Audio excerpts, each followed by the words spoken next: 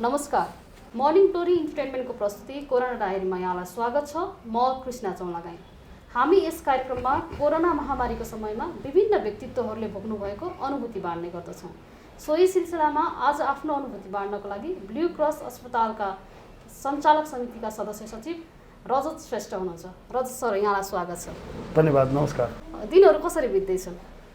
अहिले त एकदम यो सबैलाई थाहा छ, यो जुन कोरोनाको महामारी भनौँ न, यो विश्वभर फैलिएर चैत्र 11 गतेदेखि जुन नेपालमा पनि यसको एकदम नकारात्मक असर परेको छ। त्यसले गर्दा हामी जस्तो हस्पिटल सञ्चालन गरेर बसेकोहरूलाई चाहिँ धेरै नै कठिनाई र चुनौतीको सामना गरेर आजको दिनसम्म हामीले चाहिँ स्वास्थ्य सेवा प्रदान गर्दै आइरहेको छौँ। कोरोना महामारी उपत्यकामा पछिल्लो समय बढ्दो रूपमा छ। हजुर एउटा अस्पताल सञ्चालक हुनुहुन्छ, यो अवस्थामा त एकदम अप्ठ्यारो परिस्थिति छ नि, होइन? एकदमै जति हामीले सोचेको थियौँ त्योभन्दा पनि धेरै नै अप्ठ्यारो परिस्थिति।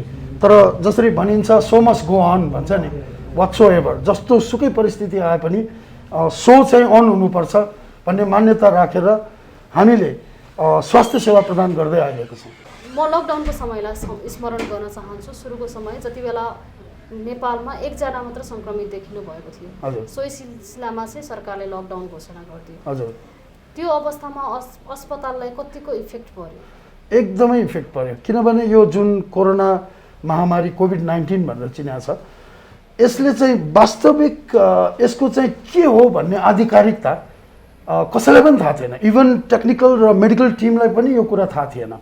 कोभिड-19 भन्यो, यो भाइरस भन्यो, कसैले चाहिँ अब यो चाहिँ एयरबाउन्डबाट सर्छ भन्यो, कसैले छोएर एसटिडी यो ट्रान्सफरेबल डिजिज भन्यो। अब के हो त्यो आधिकारिकता थाहा भएन। तर यति मान्छेलाई थाहा भयो कि एक्जागरेसन WHO बाट होस् अथवा मिडियाबाट होस्, होइन, यो कोरोना भनेको एउटा स्टिग्मा भन्छ नि, स्टिग्मा एउटा धब्बाको रूपमा आएकोले मान्छे कोरोना भन्ने बित्तिकै त्रसित हुने भयो। र हस्पिटलमा जुन हामीले नर्मल बिरामीहरू शल्यक्रियादेखि विभिन्न चाहिँ टर्सरी लेभलमा हामीले चाहिँ सेवा गरिरहेको थियौँ, यो कोरोना भन्ने बित्तिकै अब हस्पिटल गयो भने कोरोना सर्छ, कोरोना भनेको हस्पिटलबाट जेनेरेट हुन्छ भन्ने जस्तो अफवाह पनि फैल्यो र एउटा मिसअन्डरस्ट्यान्डिङले गर्दाखेरि हाम्रो उपचार गर्न आउने बिरामीहरूमा स्वाटै ह्रास आयो। जति बेला सरकारले लकडाउन घोषणा गरिदियो, कोरोना सङ्क्रमण पनि नेपालमा एकाएक देखियो भनेर सो घोषणा पनि भयो, त्यति बेला चाहिँ हजुरहरूको प्रिपेयर कस्तो थियो? अब कोरोनासँग लड्नुपर्छ है भन्ने खालको एउटा प्रिपेयर हुन्छ? यस्तो, अब हामीले गर्ने भनेको सरकारी नीति अनुरूप हो, किनभने हामी स्वास्थ्य ऐनमा बाँधिया छौँ। स्वास्थ्य मन्त्रालयको निर्देशन नीति निर्देशन अन्तर्गत हामीले गर्नुपर्ने हुन्छ। हामीले चाहेर कुनै पनि कुरा गर्न पाउँदैन। इभन हामीले एउटा सिटी मेसिन ल्याब राख्नलाई पनि हामीले सरकारसँग अनुमति लिनुपर्छ।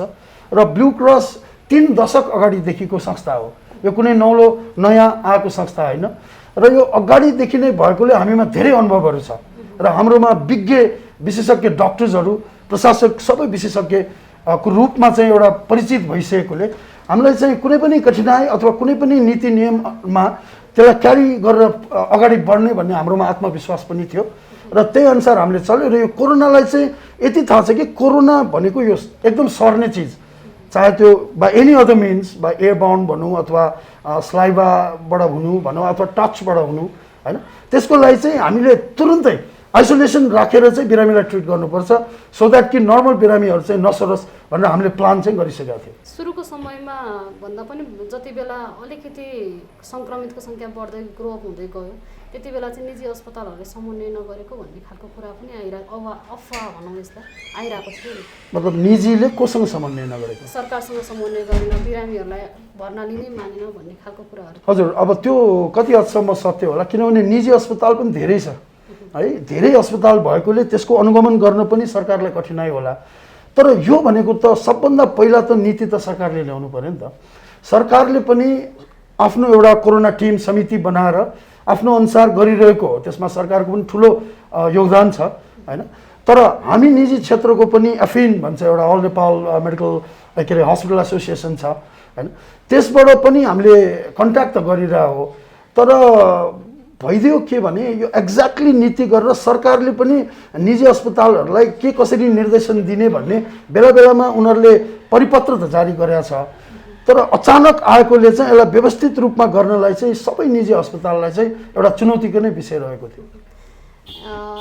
एज अ स्वास्थ्यकर्मी हजुर कतिको अप्ठ्यारो हुँदो रहेछ, कति हुन त जुनसुकै महामारी आउँदाखेरि स्वास्थ्यकर्मीलाई बढी समस्या हुन्छ नै, त्यसमाथि पनि यो त एकदम सङ्क्रमितसँगको एकदम के भन्छ सेन्सिटिभ इस्यु पनि भयो, त्यसले गर्दाखेरि चाहिँ कतिको अप्ठ्यारो आउँदो रहेछ। होइन एकदमै अप्ठ्यारो। मैले त यसरी लिएको छु कि हामी स्यान्डविच भन्छ नि, स्यान्डविच भनेको बिचमा हुन्छ क्या, यताबाट पनि पेल्ने यताबाट पनि पेल्ने। हामी त म त स्यान्डविचकै रूपमा हाम्रो संस्था यो स्वास्थ्यकर्मीहरू स्यान्डविचकै रूपमा चाहिँ मैले लिएको छु, किनभने माथिपट्टिको भागबाट सरकारले हामीलाई विभिन्न निर्देशनहरू दिएर अब एउटा पेलेको त भन्न मिल्दैन, तर सरकारले पनि अब आफ्नो बाँधिएको छ र यतापट्टि बिरामीहरू पनि अब कतिपय आफ्नो क्षेत्रकार हुँदैन। हामी blue cross hospital corona hospital होइन, किनभने त्यो अनुसार हामी सूचीकृत पनि छैनौँ। तैपनि बिरामी गाह्रो भएर आएपछि हामी त्यो बिरामीलाई चाहिँ नजरअन्दाज गर्न सक्दैनौँ होइन। तर त्यसले गर्दाखेरि अब जस्तै पिसिआर पोजिटिभ आएको बिरामीहरूलाई हामीले यतिसम्म गर्छौँ कि उसलाई ट्रिटमेन्ट तत्काल उसको चाहिँ मृत्युबाट बच्न एउटा लाइफ सेभिङ गरेर पिसिआर पठाएर पोजिटिभ आयो भने हामी कोभिड हस्पिटलमा सिफ्ट गर्छौँ, त्यो हाम्रो बाध्यता हो र कोड अफ कन्डक्ट पनि हो। तर सरकारको नीतिअनुसार विभिन्न चेन्ज भइरहेछ नि, अहिले त तपाईँहरूले गर्नुपर्छ 20% छोडाउनुपर्छ 50% छोडाउनुपर्छ, त्यसले गर्दा यताबाट सरकारी पार्टबाट पनि हामीलाई अलिकति बढी दबाब आएको जस्तो महसुस गरेका छौँ र बिरामी पार्टीहरूले पनि बुझ्दैन, किनभने इनसाइड स्टोरी भन्छ नि, हाम्रो भित्री व्यथा कथा त्यो बिरामी पार्टीले त बुझ्दैन। बिरामी पार्टीले त मेरो बिरामी गाह्रो भयो उपचार गरिदियो, कोभिड होस् जे होस् तपाईँ हस्पिटल हो भनेकोले हामीलाई चाहिँ यी कुराहरूलाई चाहिँ समन्वय गरेर अगाडि बढ्न धेरै ठुलो चुनौती फलामको चिउरा चपायो भन्दा पनि गाह्रो भइरहेछ अहिले। हामी कोरोना डायरीमा छौँ, हजुर कोरोनासँग रिलेटेड रहेर आफ्नो व्यक्तिगत कुरा गर्नु पर्दाखेरि स्वास्थ्यकर्मीलाई यो बिचको समयमा त समुदायले पनि बहिष्कार गरे नि, त्यो त मूर्खता हो।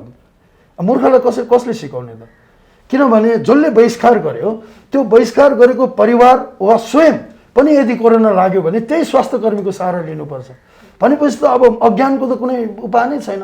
त्यो मूर्खहरूलाई अब सम्झाउने प्रयास हामीले गर्ने हो होइन।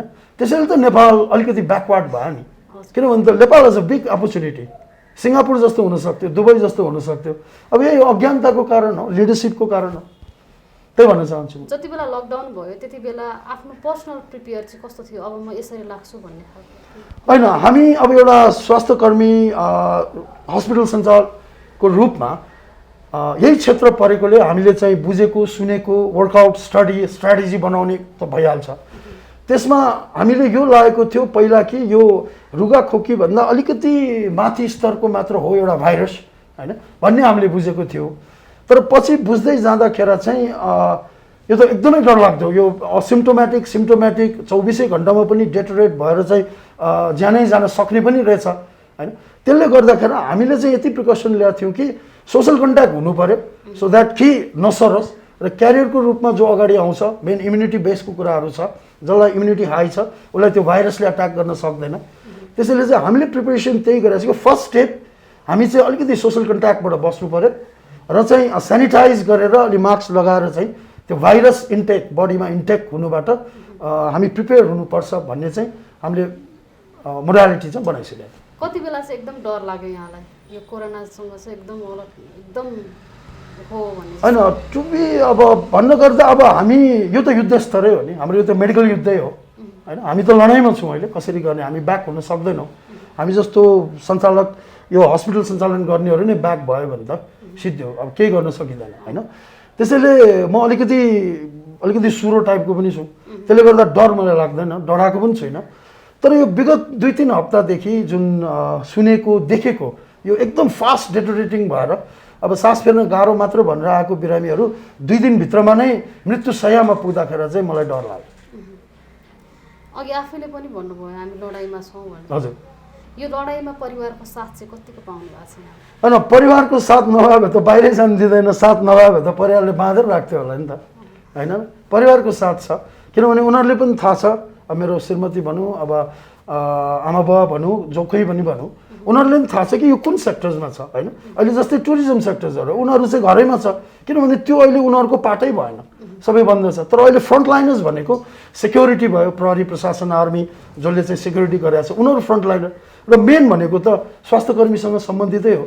होइन। र अहिले चाहिँ एउटा प्रोफेसनल परिवार र पारिवारिक परिवार दुईवटा परिवार मैले लिएको छु, जहाँ हाम्रो हस्पिटलमा एउटा प्रोफेसनल परिवार छ हाम्रो, होइन। तिनीहरूको पनि पुरै साथ छ, हामी चाहिँ अब अगाडि बढ्नुपर्छ भन्ने। त्यसले गर्दाखेरि मोटिभेट पनि भएको छु, होइन। एउटा आत्मसन्तुष्टि पनि छ, एउटा बिरामीलाई अब हस्पिटल बन्द गऱ्यो भने हेर्नुहोस् कति भौतारिन्छ, होइन। त्यसले गर्दाखेरि आत्मसन्तुष्टि पनि भएको छ। एउटा ब्लू क्रसको जुन नीति नियम अनुसार हामी काम गरिरहेको छु, त्यसमा चाहिँ सन्तुष्टि नै छु। स्वास्थ्यकर्मीलाई भगवानको रूपमा पनि हेर्छन् बिरामीहरूले। त्यो भगवानलाई चाहिँ भगवानलाई पनि कुनै बेला सङ्कट आइपर्छ भन्नुभएको छ। हजुर, हो त्यस्तो खालको सङ्कट यो लकडाउनको अवधिमा काहीँ पर्यो यहाँलाई? होइन, धेरै सङ्कट छ नि। भगवान्लाई भन्नुभयो हेर्नुहोस्, अब भगवान् त हामीले देखाएको छैन, तर स्वास्थ्यकर्मी त प्रत्यक्ष देखाएको छौँ, छोया छौँ, भोगेका छौँ। अब यस्तो छ, जस्तै स्वास्थ्यकर्मीहरू तपाईँले अघि नै आफैले भन्नुभयो बहिष्कार गरेको छ, होइन। यो त एउटा अपमान हो नि त। जसले यो कोभिडको टाइममा यो महामारीमा मान्छेलाई बचाउनलाई आफ्नो परिवार नबनिकन बसिरहेछ, अब उनीहरूलाई नै बहिष्कार गर्यो भने त योभन्दा दुःखदको कुरा त केही पनि होइन। अब सङ्कट के कारणले म भन्छु, मैले आफ्नै भोगाइहरूमा, अब हाम्रो हस्पिटल एउटा कम्प्याक्ट हस्पिटल हो, होइन। 50 bedded tertiary care level hospital हो। हाम्रो चाहिँ आइसोलेसन बिल्डिङ्सहरू त्यति ठुलो छैन, यो मध्यम खालको एउटा 50 शय्याको वर्षौँ 30औँ वर्षदेखि सञ्चालन आएको एउटा मजौला खालको हस्पिटल हो। हाम्रोमा स्पेस कन्स्ट्रेन्ट छ, होइन। तर हाम्रो कर्मचारीहरू गर्दा गर्दै, किनभने धेरै कर्मचारीहरू हेर्नुहोस् बाहिरबाट आएर कोठा लिएर बसेका हुन्छ, एउटा कोठा हुन्छ, अहिलेको महँगाई सबैले थाहा छ। अब त्यो कोठामा श्रीमती श्रीमान बच्चा एउटा भान्सा लिएर बसिरहेको हुन्छ, त्यस्तोमा उनीहरू कन्ट्याक्टमा आएर बसेछ भने बस्न सक्ने ठाउँ भएन, यो चाहिँ गाह्रो भयो। र अरू ठुलो ठाउँ लिएर बस्यो भने कसैले पनि भाडा दिँदैन। हामीले चाहिँ हाम्रै हस्पिटलले एउटा क्वारेन्टाइन जस्तो बनाएर त्यो लिनलाई पनि यति गाह्रो कि यो पोजिटिभ बस्ने हो कि के हो, त्यो चाहिँ धेरै चाहिँ नकारात्मक दृष्टिकोणले हेरेर अब पोजिटिभ मान्छे राख्न लाग्यो भन्ने जस्तो हुन्छ। अहिले त तपाईँको हस्पिटलमा काम गर्छु भनेपछि त न घर भाडामा पाउँछ न केही पाउँछ, यो चाहिँ एकदम ठुलो विडम्बना हो। कोरोनाको समयमा जति बेला हजुर उपचारमा खटिनुभयो, हजुरको जुन कर्मचारीहरू खटिनुभयो, त्यति बेला कुनै बिरामीलाई देख्दाखेरि चाहिँ मैले जिन्दगीमा सबैभन्दा अमूल्य कुरा, यही अमूल्य काम गरिरहेको रहेछु भन्ने खालको फिल भयो यहाँ? अफकोर्स होइन। यहाँ यति गाह्रो अवस्थामा आएको छ, हाम्रो यहाँ 3टा आइसोलेसनमा हालेर हामी चाहिँ उहाँहरूलाई ट्रिट गरिरहेछौँ। हाम्रो डक्टर टोली, नर्स टोली, अल, होइन, हाउसकिपिङदेखि लिएर इट्स अ टिमवर्कको रूपमा नि। अब मान्छेले सोध्छ उपचारमा खालि डक्टर नर्स मात्र होइन, त्यो गलत कुरा हो। यसमा even technician, lab technician, even सफाई कर्मचारी, गार्ड, सेक्युरिटी सबैको भूमिका हुन्छ। तर नाम अगाडि त डक्टर नर्सेसहरू नै आउँछ, किनभने उनीहरू डाइरेक्ट उपचारमा संलग्न हुन्छ। त्यसलाई म्यानेज गर्ने हामी जस्तो व्यवस्थापकहरू आउँछ, होइन। मान्छेले यतिसम्म भने कि तिमी व्यवस्थापक किन जानु पर्यो हस्पिटल, के काम छ भन्छ। त्यो मान्छेको अबुझ हो। कतिपय नीति तयार गर्नुपर्ने हुन्छ, हो। डक्टर नर्स भनेको त व्यवस्थापनले खटाएको कर्मचारीहरू हो, होइन। उनीहरूलाई कसरी मोनिटर गर्ने, उनीहरूलाई के नीति नियमबाट अगाडि बढ्ने, कुन स्ट्राटेजी गर्ने भनेको हामी सञ्चालक समिति र हाम्रो कार्यव्यवस्था समितिको काम हो, होइन। तर मान्छेहरू यति अबुझ छ कि तिमी न डक्टर हो, न नर्स हो, न बिरामी जाँच्छौ, यति अबुझ छ। यो मैले चाहिँ विचार गरेको थिएन। हामीले त उनीहरूलाई गाइडलाइन्स गर्ने हो नि, हामी त ट्रिटमेन्ट गर्ने होइन नि त, होइन। त्यसैले गर्दाखेरि धेरै कुराहरू, यो अवस्था यति प्यानिक छ। हामी अहिले भने नि एकदमै रिस उठ्ने जस्तो, त्यो एन्जाइटी जस्तो, जो देखे पनि रिस उठ्ने, यो चाहिँ यो परिस्थितिले हामीलाई बनाइरहेछ। उपचारमा संलग्न भइरहँदाखेरि, अस्पतालमा यहाँनिर नजिक भइरहँदाखेरि एकदम फन्नी मुभमेन्टहरू हुन्छ नि। जति बेला अब बिरामीहरूसँगै हुँदाखेरि पनि आफूले, तपाईँहरू त 24 घन्टा यहीँ खटिरहनु भएको हुन्छ, त्यस्तो फन्नी मुभमेन्टहरू सेयरिङ गर्नको लागि केही छ? होइन, फन्नी मोमेन्ट हेर्नुहोस्, यो कतिपय कुरा play while you play and read while you read भन्छ। एउटै मोनोटोनस गर्दाखेरि मान्छेको एकदम प्रेसर हुन्छ। त्यो बेलामा अलिकति हाँसी मजाक गर्नुपर्ने पनि हुन्छ, तर त्यसलाई पनि अहिले मान्छे नकारात्मक रूपमा लिन्छ। यहाँ बिरामी मर्न लगाइरहेको छ, यिनीहरू हाँसेर बस्यो भन्ला। त्यस्तो स्पेसिफाइड फन्नी मुभमेन्ट त खासै यो अवस्थामा चाहिँ मैले भोगेको छैन। यो अवस्थामा एकदम धेरै मिस गर्नुभएको कुरा चाहिँ के हो? अब मिस गरेको कुरा त अहिले ब्लू क्रसको एउटा सञ्चालक समितिको सदस्य सचिवको हैसियतले भन्नु पर्दाखेरि त मैले मिस गरेको त ठाउँ हो, किनभने we have a lack of space. यदि ठुलो स्पेस भइदिएको भए कति बढी बिरामीहरूलाई हामीले चाहिँ उपचार गर्न सक्थ्यो होला। हाम्रो एम्बुलेन्सबाट कतिपय बिरामीहरू हाम्रो ओभरलोड भएर अरू हस्पिटलमा पुर्याउनु पर्थ्यो होला, त्यो चाहिँ मिनिमाइज हुन्थ्यो कि सबै बिरामी हामीले नै ट्रिटमेन्ट गरेर स्वास्थ्य राम्रो गर्न सकौँ भन्ने चाहिँ चाहना थियो। त्यो चाहिँ म मिस गर्छु। लाइफ टाइमभरि यो कुराले चाहिँ म एकदम धेरै प्राउड गर्छु भन्ने खालको केही उपलब्धि यही जुन कोरोना समयमा, यस 6-7 महिनाको समयमा? होइन, कोरोना समयमा त जुन हाम्रो कर्मचारीकै कुरा ल्याउँ, किनभने मैले सुनेको छु यो डर लागेर कति हस्पिटलमा कर्मचारीहरूले माया मारेछ, जागिरकै माया मारेर चाहिँ छोडेको छ भनेर भनेको छौँ होइन। तर ब्लू क्रस हस्पिटलमा कोरोनाको कारणले एकजना स्टाफले पनि छोडेको छैन र उनीहरू अझ इन्थुजियास्ट भएर चाहिँ बिरामीहरूलाई चाहिँ उत्साहपूर्वक सेवामा लागिरहेछ र यसले चाहिँ प्राउड यो फिल गरेको छ कि सायद हामीले हाम्रो कर्मचारीहरूलाई एउटा पारिवारिक रूपमा नै बाँधेर अहिलेसम्म राख्न सकेकोले सायद उनीहरूले यो अवस्थामा पनि हाम्रो साथ नछोड्या हो कि भनेर चाहिँ गर्व र प्राउड फिल चाहिँ हुन्छ। एकदम धेरै हुन्छ नि मानिसहरूलाई चाहिँ मानसिक प्रेसर उत्पन्न गरिरहेको छ। एउटा हस्पिटल सञ्चालकको लागि त यो सामान्य कुरा हुँदै होइन। यहाँनिर अघि आफैले भन्नुभयो स्टाफको कुराहरू आउँछन्। धेरै प्राइभेट अब हस्पिटलहरूमा काम गर्ने नर्सहरूले त जागिर छोड्नु भएको छ। यो कुराहरू यो जुन मानसिक ऊ गर्नको लागि चाहिँ टेन्सनको लागि सन्तुलन गर्नको लागि चाहिँ के गर्नु पर्दो रहेछ? यहाँले गर्नुभएको टेक्निक के हो? होइन, यो चाहिँ अब सम्बन्धित प्रश्न पनि लाग्यो किनभने म अलिकति जीवन दर्शन र अलिकति फिलोसोफरमा एज अ मोटिभेटर स्पिकर्स यही सम्बन्धमा मैले अलिकति क्लास लिने गर्ने पनि गर्छु। यो जुन टेन्सनको कुरा छ नि, यो भनेको माइन्डले गर्ने हो। Everything control by your mind होइन। र यो बेलामा प्यानिक हुनु स्वाभाविक हो किनभने मान्छेको आर्थिक अवस्था यो समयमा धेरै खस्केको छ र you know the money is everything भन्छ नि होइन, बट मनी इज नथिङ भन्छ लास्टमा। किनभने पैसा भनेको यति महत्त्वपूर्ण छ कि एउटा उखानै छ, महादेवले पनि पैसा देख्यो भने तेस्रो नेत्र खोल्छ भन्ने एउटा उखान हामीले सानैदेखि सुन्नमा आएको हो। त्यसैले यो अवस्थामा कसैको पनि आर्थिक अवस्थामा उन्नति भएको छैन, जसले चाहिँ यो अवस्थामा पनि ठगेर यदि कालो करतुत गरेर कमाउनु बाहे होइन।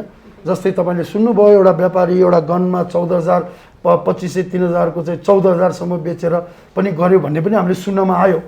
भनेपछि अहिलेको अवस्थामा नचाहिने काम गरेर चाहिने काम गर्छु भन्दाखेरि कुनै पनि वातावरण यस्तो छैन कि राम्रोसँग कमाओस् पहिलाको जस्तो। जस्तै होटेल भनौँ, हाम्रो हस्पिटल हेर्नुहोस् होइन, पहिला कति बिरामीहरू आउँथ्यौँ, हामीले सेवा गर्छौँ, त्यो सेवा गरेर बापत हामीले चाहिँ मेवा पाउँथ्यौँ, केही हाम्रो कर्मचारीहरूको तलब दिन सकिन्थ्यो होइन, हाम्रो सस्टेन हुन सकिन्थ्यो। अहिले तपाईँको 50 बेडमा तपाईँको चाहिँ 16-17 बेड होला, कहिले घट्ला कहिले बढ्ला, कारण बिरामी आउनै चाहँदैन। किनभने म हस्पिटल गयो भने अहिले जति बिरामी छु मलाई कोरोना सर्छ म मर्छ भन्ने एउटा धारणा चाहिँ बनिसकेको छ। त्यसैले चाहिँ अहिले यो जुन प्यानिक अवस्थामा चाहिँ म के भन्न चाहन्छु भने दृढ शक्ति भन्छ नि, डिटरमाइन्ड हुनु पर्यो होइन। मलाई चाहिँ आत्मबल उच्च गर्नु पर्यो, सबभन्दा ठुलो त्यही हो। किनभने यो इम्युनिटी बेसले गर्ने भएकोले जति तपाईँ डराउनुहुन्छ त्यति कोरोनाको भाइरस चाहिँ एट्याक गर्छ भन्ने मैले व्यक्तिगत मान्यता राखेको छु। भनेपछि इम्युनिटी बढाउनु पर्यो, प्यानिक हुनु भएन, बी कुल हुनु पर्यो। जस्तो अवस्थामा पनि हामी चाहिँ अग्रसर गर्न सक्छौँ भन्ने एउटा भावना लिएर अगाडि बढ्नु पर्यो र बिहान मेडिटेसन गर्नु पर्यो। एकदम मेडिटेसन, दिमागमा सब हटाइदिने। यो भनेको क्षणिक कुरा हो होइन। कोरोना आउँछ जान्छ, जस्तो रात हुन्छ दिन हुन्छ, दिनपछि रात हुन्छ, त्यही हो। एकदम प्यानिक फ्री हुनु पर्यो, समस्याहरूलाई जुझ्न सक्ने क्यापासिटी बढाउन सक्नु पर्यो। अब त्यसको लागि चाहिँ इम्युनिटी बढाउनलाई भिटामिन सीहरूदेखि लिएर जुन अहिले मिडियामा सबैले थाहा छ कि कहिले के गर्ने, everybody knows who is corona, what is corona, अनि कोरोनामा के गर्नुपर्छ सबले थाहा छ। त्यसलाई इम्प्लिमेन्ट गर्नु पर्यो, गफ मात्र गरेर भएन। कोरोनाको समयमा धेरै स्वास्थ्यकर्मी जुन अग्रभागमा स्वास्थ्यकर्मी लगायत अग्रभागमा खटिनु भएको व्यक्तिहरू चाहिँ सङ्क्रमित भइरहनु यस। यो समयमा ब्लू क्रस अस्पताललाई त्यस्तो कुनै सङ्कट आइपर्यो यो सिचुएसन? होइन, हेर्नुहोस्, अब मैले अघि नै भने हामी लडाइँमा छौँ। लडाइँमा गएपछि कुनै न कुनै सिपाही अवश्य पनि मर्छ, चाहे त्यो लडाइँ जित्ने टिम नै किन नहोस् होइन। जस्तै एउटा कुरा भनौँ, यो कोरोनाको भाइरस भनेको 15 मिनटसम्म क्लोज कन्ट्याक्टमा भयो भने सर्छ भन्ने एउटा WHO गाइडलाइन्स भनौँ त्यसरी बुझाएको छौँ। र स्वास्थ्यकर्मीहरू त बिरामीको अगाडि नै हुन्छ नि त, किनभने त्यो बिरामी हेर्दा ऊ PCR पोजिटिभ हो नेगेटिभ हो थाहा हुँदैन, पछि मात्र थाहा हुन्छ। त्यसैले स्वास्थ्य कर्मीहरू नसर्नु बढी सर्नुको कारणै त्यही हो। जस्तै लडाइँमा जो पहिला अगाडि हुन्छ दुश्मनको अगाडि हुन्छ उही त मर्ने हो नि, गोली हान्दा उसैलाई लाग्छ, पछाडि बस्नेलाई त लाग्दैन। आफ्नो अस्पतालको स्टाफहरूलाई चाहिँ त्यो सङ्क्रमण भएको छ आत्तिनु भयो कि छैन। अब काउन्सिलिङ पार्ट पनि छ, आत्तिनु त आत्तिहाल्छ नि। हेर्नुहोस् यो मैले अघि नै भने यो कोरोना भनेको स्टिग्मा हो, एउटा चाहिँ धब्बा हो। जस्तै पहिला कुष्ठरोगी यो भन्ने बित्तिकै सामाजिक बहिष्कार हुन्थ्यो, त्यस्तै अहिले बिस्तारै घटिरहेछ ट्रेन्ड। तर आजको दिनमा पनि कोरोना भनेको स्टिग्मा हो। त्यो कोरोना भन्ने बित्तिकै इभन उसको प्यारेन्ट्स भनौँ, उसको नजिकको परिवारले पनि बहिष्कार गर्ने चलन छ। अब यो एउटा बाध्यता भनौँ, एउटा के भनौँ। त्यसैले हाम्रो हस्पिटलमा पनि यस लडाइँ घोडा चढ्ने मान्छे लड्छ, हाम्रो हस्पिटलको कर्मचारीहरू पनि सङ्क्रमित भएको छ। त्यो सङ्क्रमित बिरामीको उपचार गर्ने क्रममा भएको हो होइन। उनीहरूले आफ्नो चाहिँ भन्दा पनि बिरामीलाई सेवा गर्ने भावना राखेर अगाडि बढ्दा भएको हो। र उनीहरू कतिपय ठिक भइसकेका छ, कतिपय क्वारेन्टाइनमा छ, कतिपय अस्पतालमा उपचारार्थै नै छ हाम्रो कर्मचारीहरू। जस्तो अहिले हामीले कुरा गऱ्यौँ स्वास्थ्यकर्मीहरू बढी सङ्क्रमित छन्, त्यसो सङ्क्रमित नहुनको लागि चाहिँ अघि आत्मविश्वासको कुराहरू आयो होइन। नहुनको लागि पहिला त फुल प्रिकसनमा बस्नु पऱ्यो। बिरामी जाँच्दाखेरि mask, visor, sanitiser, PPE, suit all sanitise. तर कहिलेकाहीँ त्यो लाउँदै पनि ब्रिच भइदिन्छ कि तपाईँ चाहिँ अब लगाइदिएको छ, काम गर्दा गर्दै च्यात्यो भनौँ, यहाँ भनौँ होइन, यो गरौँ। अब त्यो भनेको हेर्नुहोस् त्यो त्यत्रै रोक्न सक्दैन। यो अब हरेक कुरा चाहिँ सावधानी अपनाए पनि अब मैले सावधानी अपनाए अब मलाई कोरोना लाग्दैन भन्ने 100% चाहिँ हुँदैन। अब त्यसमा कहिलेकाहीँ ऊ टोइलेट जाँदाखेरि खोल्देला अथवा के होला, त्यो विभिन्न कन्ट्याक्ट्सबाट सर्न सक्छ। तर यसले सर्नेको चाहिँ जुन पर्सेन्टेज हुन्छ त्यो डेफिनेटली घटाउँछ। त्यो चाहिँ फुल प्रिकसनमा बस्नु पऱ्यो, आत्मबल दह्रो गर्नु पऱ्यो होइन। अब म त त्यही भनिरहेको छु, म कहाँ त भाइरस अगाडि आयो भने म क्वारेन्टाइन होइन, म त भाइरसलाई क्वारेन्टाइनमा राख्छु भन्ने मान्यता लिएर अगाडि बढिरहेको छु। मैले सोध्न बिर्सेको र यहाँलाई भन्न मन लागेको केही कुरा छ? अब तपाईँले सोध्न बिर्सेको त मैले ठ्याक्कै एलोकेट गर्न सकेन। अब मलाई भन्न मन लागेकोमा चाहिँ यही हो, अलिकति यो मिडियाहरूले पनि एक्जागरेट चाहिँ प्लिज नगरिदिनुहोस् भन्ने लाग्छ। जस्तै यो फोनमा उठाउने बित्तिकै कोरोना भाइरस या यसले पनि अलिकति इरिटेट गर्छ क्या मलाई। धेरैले चाहिँ भन्यो तपाईँको त कनेक्सन छ यता छ, यो चाहिँ रोक्नुहोस् यार, यो फोन उठाएकी कोरोनाको आउँछ यसले प्यानिक गर्छ भनेर मलाई वरिष्ठ व्यक्तिले नै मलाई भनेको थियो। If you can stop this tune, यसले चाहिँ गर्छ। त्यसैले यो आउँछ नि, यो जति पनि यो एक्जागरेसन्सहरू छ होइन। अब विशेष गरी यो युट्युब न्युज रिडर्सहरूले युट्युबमा चाहिँ अलिक गर्छ, त्यो चाहिँ अब चाहिने भन्दा बढी एक्जागरेट नगर्नुहोस्। अब सूचित जुन छ इन्फर्मेटिभ, किनभने पत्रकारिता सूचना भनेको अब देशको चाहिँ चौथो अङ्ग भन्छ, यसलाई एक्जागरेट नगर्नु भन्न चाहन्छु। र सबैलाई चाहिँ अब त्यही विजयादशमीको शुभकामना सहित विशेष ध्यान पुऱ्याएर प्रिकसन चाहिँ लिनुहोस् होइन, र चाहिँ स्टे सेफ भन्न चाहन्छु। धन्यवाद, थ्याङ्क यू सो मच। समय र संवादको लागि यहाँलाई धेरै धेरै धन्यवाद। तपाईँहरू पनि सम्झेर आइदिनु भयो। एउटा चाहिँ अब स्वास्थ्य सम्बन्धी यो कोभिडकोमा ब्लू क्रसको हस्पिटल तर्फबाट केही बोल्न पाउँदाखेरि मौका दिनुभयो भने धन्यवाद। हुन्छ, थ्याङ्क यू सो मच।